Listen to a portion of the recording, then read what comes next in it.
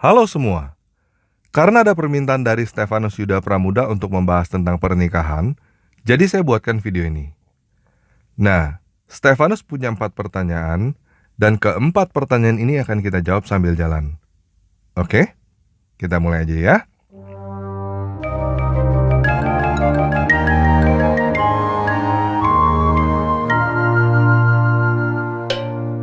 Yang pertama kita mulai dari yang belum menikah ya. Lebih baik mencegah daripada mengobati kan? Bagaimana agar kita tahu bahwa pasangan kita sepadan dengan kita? Di dalam Kejadian 2 ayat 18, dikatakan bahwa Tuhan menjadikan penolong yang sepadan. Nah, kata pertama yang saya ingin ajak teman-teman perhatikan adalah penolong. Menolong apa? Menolong kita untuk sampai ke tujuan. Karena pada ayat sebelum-sebelumnya, dikatakan bahwa Tuhan memberikan tugas kepada manusia. Nah, saya nggak tahu apa tujuan Tuhan di dalam hidup kamu. Saya juga nggak tahu apakah kamu tahu tujuan Tuhan di dalam hidup kamu. Coba renungin dulu ya. Apa yang ingin kamu lakukan di dalam hidup ini yang membuat hidupmu berarti? Nah, jika kamu udah tahu jawaban pertanyaan itu, kamu bisa tahu apakah seseorang bisa menjadi pasangan yang menolong kamu untuk mencapai tujuan itu atau tidak. Paham ya? Nah, kata berikutnya adalah sepadan. Sepadan itu bukan maksudnya sama ya. Sepadan itu maksudnya seimbang, cocok, setanding. Mungkin yang bisa saya pakai untuk menggambarkan hal ini adalah tangan dan kaki. Coba lihat kedua tangan dan kakimu. Tuhan gak ciptain kita dengan dua tangan kanan. Tuhan ciptain kita dengan tangan kanan dan tangan kiri. Tangan kanan dan tangan kiri tidak sama, tetapi sepadan, supaya kita bisa bekerja dengan baik menggunakan dua tangan kita. Tuhan juga gak menciptakan kita dengan dua kaki kanan. Tuhan ciptain kita dengan kaki kanan dan kaki kiri. Kaki kanan dan kaki kiri tidak sama, tetapi sepadan, supaya kita bisa berjalan dengan baik sampai tujuan. Oke? Paham ya? 2 Korintus 6 ayat 14 memberikan satu peringatan yang harus kamu perhatikan mengenai hal ini. Janganlah kamu merupakan pasangan yang tidak seimbang dengan orang-orang yang tidak percaya. Sebab persamaan apakah terdapat antara kebenaran dan kedurhakaan? Atau bagaimanakah terang dapat bersatu dengan gelap? Jadi pilih pasangan yang satu tujuan, satu kepercayaan, dapat saling menolong dan mengisi kekurangan kamu. Ingat ya, kita berpasangan bukan untuk menjadi sama, tetapi untuk menjadi satu. Dan kamu harus ingat bahwa pernikahan adalah komitmen yang harus dibangun di atas dasar kasih. Kamu harus bertanya, apakah kamu bersedia mengasihi pasanganmu apapun yang terjadi? Jika kamu memilih pasanganmu karena cantik, apakah kamu akan tetap berkomitmen untuk mencintai dia walaupun dia sudah tidak cantik lagi? Jika kamu memilih pasanganmu karena kaya, apakah kamu tetap berkomitmen untuk mencintai dia walaupun dia udah gak kaya lagi? Paham ya? Oke, pertanyaan kedua. Apakah ada pernikahan yang dilakukan di gereja atas nama Tuhan, namun sebenarnya tidak dikehendaki Tuhan? Nah, Alkitab berkata bahwa Dia adalah Bapa. Jadi saya mau menjawab kamu dengan sudut pandang saya sebagai seorang bapa. Saya mempunyai keinginan supaya anak-anak saya mendapatkan pasangan yang terbaik bagi anak lelaki maupun anak perempuan saya. Kita ingin agar anak-anak kita hidup berbahagia bersama pasangannya. Ada orang tua yang mungkin berusaha menjodohkan, namun tidak semua orang tua seperti itu. Ada yang membebaskan anak-anaknya menentukan pasangannya sendiri. Orang tua yang menjodohkan anaknya, bila anaknya bersikeras untuk menolak jodohnya itu, maka pada akhirnya orang tua akan mengalah, mengikuti kemauan anaknya. Orang tua yang membebaskan anaknya menentukan pasangannya sendiri tetap pasti ada kalanya memberikan komentar apakah dia senang atau tidak dengan pasangan yang dipilih anaknya itu. Nggak mungkin orang tua berkata, terserah, bodoh amat, gua nggak peduli. Orang tua yang benar nggak seperti itu. Kalau orang tua melihat pasangan kamu ada yang nggak beres, pasti akan kasih tahu kamu. Tetapi pada akhirnya, jika kamu memaksa untuk memilih pasangan yang tidak disukai oleh orang tua, tetap orang tua akan memberkati pernikahan kamu dan akan berusaha supaya pernikahan kamu berbahagia. Walaupun orang tua kamu nggak suka terhadap pasangan kamu, dia akan menerima orang itu karena kamu. Saya percaya bahwa Tuhan adalah orang tua yang jauh lebih baik daripada kita. Dia memberikan kita syarat dan ketentuan, tetapi pada akhirnya dia membebaskan kita untuk memilih dengan segala konsekuensinya. Walaupun Tuhan tidak suka dengan pilihan kita, saya percaya Tuhan tetap memberkati. Dan Tuhan ingin agar kita menjadi dewasa dan bertanggung jawab atas keputusan kita. Oke? Pertanyaan berikutnya yang ketiga, apakah kita tidak boleh bercerai walaupun misalnya kekerasan dalam rumah tangga? Nah, mengenai pertengkaran, saya mau sharing ke kamu begini. Di sepanjang hidup saya belum pernah bertemu pasangan yang tidak pernah bertengkar sama sekali. Orang bertengkar alasannya macam-macam. Apapun bisa menjadi bahan pertengkaran. Cara bertengkar juga macam-macam. Ada yang diam-diaman, sampai ada yang pukul-pukulan. Nah, saya mau ambil contoh saya sendiri. Saya tahu bahwa saya bukan orang yang rapi. Kalau saya memilih pasangan yang tidak rapi juga seperti saya, kacau kan? Itu sebabnya saya tidak memilih istri yang sama tidak rapinya seperti saya. Saya memilih istri saya, salah satunya karena istri saya adalah orang yang rapi. Nah, setelah menikah, karena istri saya adalah orang yang rapi, dia stres karena melihat saya nggak rapi. Akibatnya dia marah-marah kalau saya nggak rapi. Ini adalah konsekuensi saya atas pilihan saya sendiri. Kalau saya berusaha merubah dia, berarti saya juga harus menerima konsekuensinya apabila dia menjadi orang yang tidak rapi. Jika saya paksakan dia akan menjadi orang yang lain. Menjadi orang yang berbeda dengan orang yang dulu saya suka. Apakah akan lebih baik? Belum tentu. Segala sesuatu ada konsekuensinya. Kelebihan seseorang adalah kekurangan dia. Kekurangan seseorang adalah kelebihan dia. Tergantung kita melihatnya dari sudut pandang yang mana. Paham ya? Nah, tadi kita udah bahas bahwa pasangan kita itu sepadan. Salah satu artinya adalah setanding.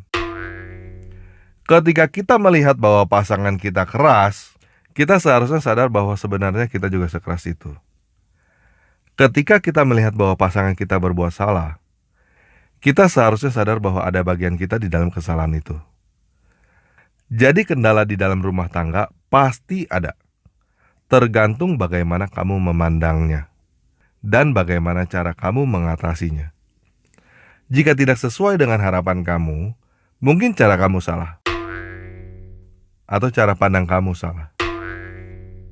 Coba ubah cara pandang kamu.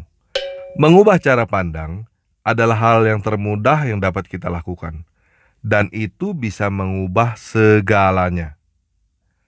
Contoh, banyak orang yang melihat pasangan lain yang kelihatannya bahagia, mereka berpikir, coba ya pasangan saya seperti orang itu.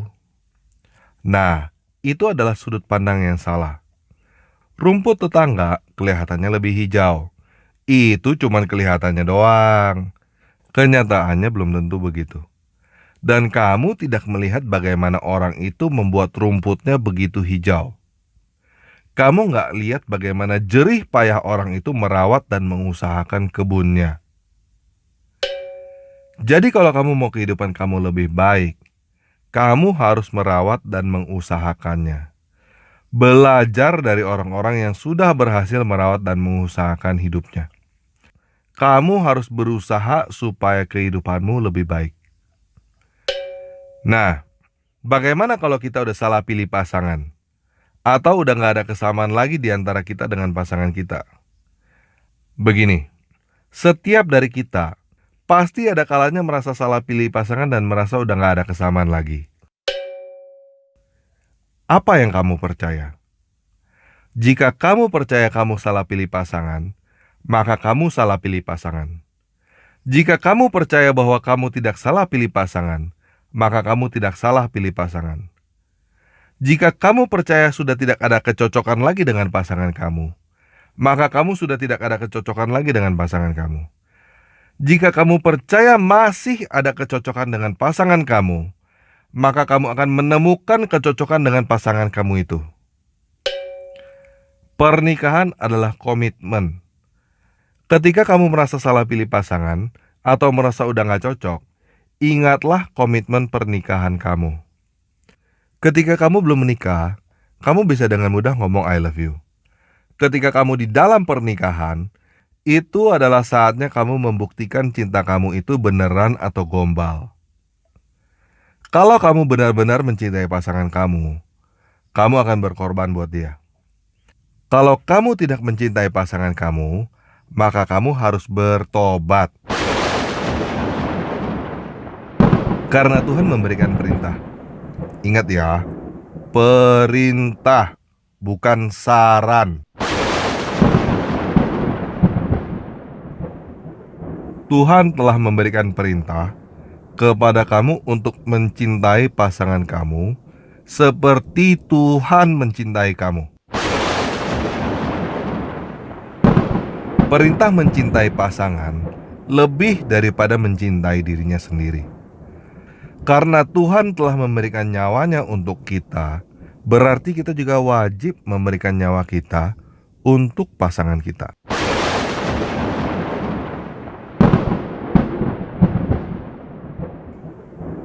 Oke?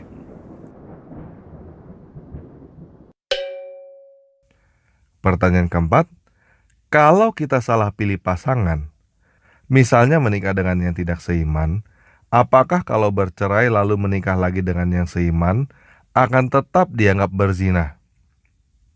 Sebelum saya menjawab pertanyaan ini, saya mau mengajak teman-teman membaca Ayub 35 ayat 5-8. Arahkan pandangan kamu ke langit, dan lihatlah. Perhatikan awan-awan yang lebih tinggi daripada kamu. Kalau pelanggaran kamu banyak, apa yang kamu perbuat terhadap dia? Jikalau kamu benar, apa yang kamu berikan kepada dia? Atau apa yang dia terima dari tangan kamu? Hanya orang seperti kamu yang dirugikan oleh kefasikan kamu, dan hanya anak manusia yang diuntungkan oleh kebenaran kamu. Ngerti gak teman-teman maksudnya? Ketika Tuhan berkata jangan berzina, itu bukan buat kepentingan dia. Itu buat kepentingan kamu sendiri. Untuk kebaikan kamu sendiri. Ketika kamu berzina, kamu yang kena penyakit, bukan Tuhan. Pasanganmu yang kena ketularan penyakit. Bahkan mungkin anak-anakmu yang akan kena ketularan penyakit karena kamu. Oke? Paham ya? Nah, Yesus berkali-kali bertemu dengan orang-orang yang berzina. Bahkan sampai ada yang hampir ditimbukin batu sampai mati. Apa yang Yesus katakan kepada mereka? Dosamu sudah diampuni. Jangan berbuat dosa lagi. Saya percaya itu juga yang Yesus katakan kepada orang-orang yang sudah terlanjur bercerai dan menikah lagi. Dosamu sudah diampuni. Jangan berbuat dosa lagi. Maksudnya jangan bercerai lagi. Udah cukup. Jangan ulangi kesalahan lagi. Dosamu udah diampuni. Yesus adalah kabar baik, bukan kabar buruk. Dia datang untuk memberikan pengampunan, bukan hukuman. Dan dia juga mau kita mengampuni, bukan menghukum. Bagaimanapun juga keadaan kamu sekarang, ini saatnya kamu mulai meletakkan kasih Kristus, cintanya Yesus kepada kamu, sebagai dasar di dalam kamu menjalankan kehidupan kamu. Sebagai alasan kamu untuk mencintai pasangan kamu. Kamu mencintai pasangan kamu karena Yesus udah lebih dulu mencintai kamu.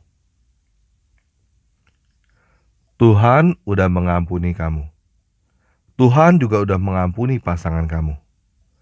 Oleh sebab itu, kamu juga harus mengampuni diri kamu sendiri.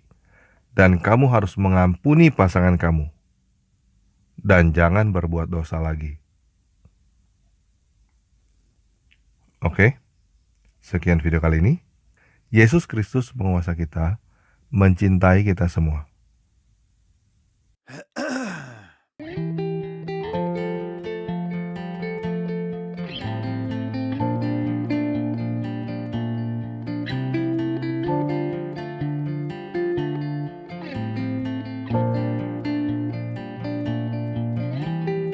耶稣，我爱你，因你先爱我，在我还是罪人的时候，你为我死。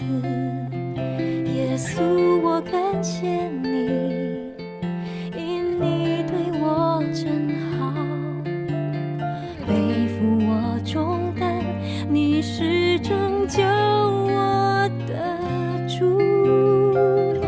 因你爱我，你救我脱离罪恶捆绑，一次献上，替我还清罪债，永无止境的爱追随我一生，我降服于你，让你爱我。因你爱我，你为我承担罪的代价，遍体鳞伤，让我身体安康，永无止境的爱追随我一生，我降服于你，让你爱我。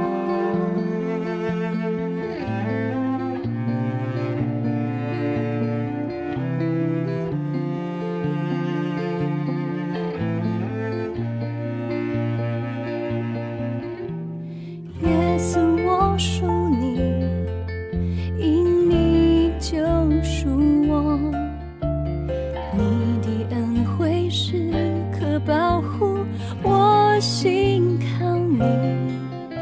耶稣，我赞美你，因你真心爱我，赐予我洪恩，你的供应引领我。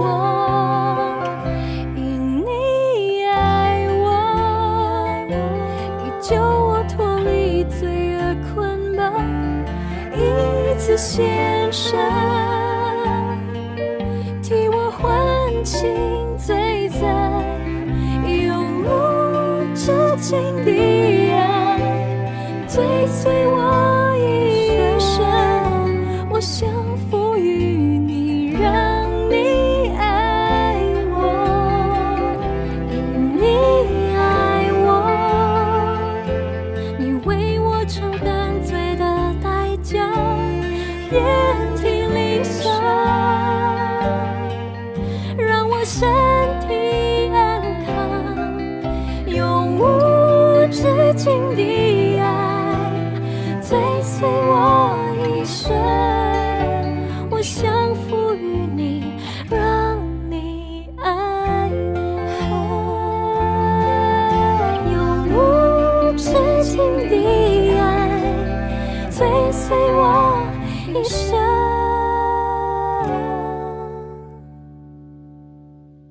我想